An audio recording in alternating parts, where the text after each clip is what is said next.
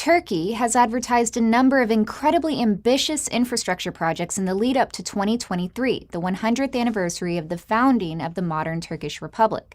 This is a symbolic year for Turkey to demonstrate its progress over the past century. The government wants to use these projects to not only address Turkey's many infrastructural needs, but also to bring worldwide attention to Turkey as a significant emerging market.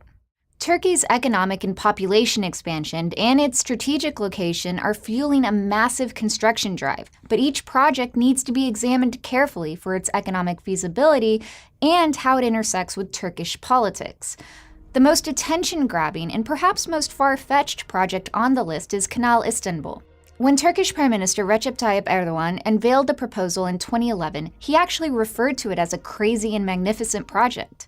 Around 136 vessels and 27 tankers pass through the Turkish straits each day. The purpose behind the canal project is to relieve the heavily congested Bosporus Straits with a 30-mile-long man-made waterway that would slice the already heavily populated European side of Istanbul into two and connect the Black and Mediterranean seas.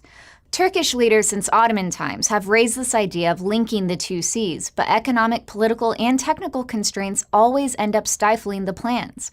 The government claims the canal would cost $10 billion and be operational by 2023, but this is simply unrealistic for a project of this magnitude.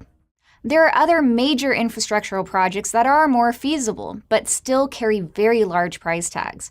Turkey recently issued a tender to an all-Turkish consortium for a third airport that would be on par with London's Heathrow and Paris's Charles de Gaulle.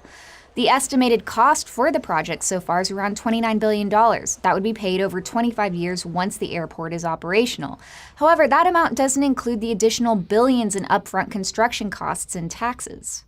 The Turkish government also has plans for a much-needed third bridge over the Bosporus, an underwater tunnel, a national network of high-speed rail lines, port expansions, nuclear power plants, energy distribution networks, you name it.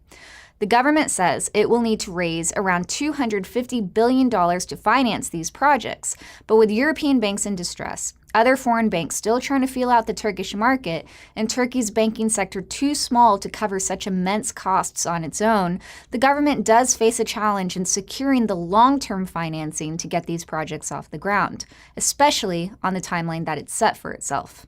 Now, foreigners eyeing this market are looking at the 17th largest economy in the world in GDP, with a young and growing population of 73 million.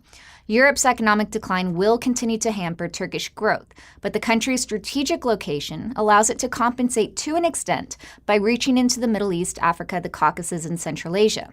But business in Turkey will often intersect the country's very deep and complex power struggle.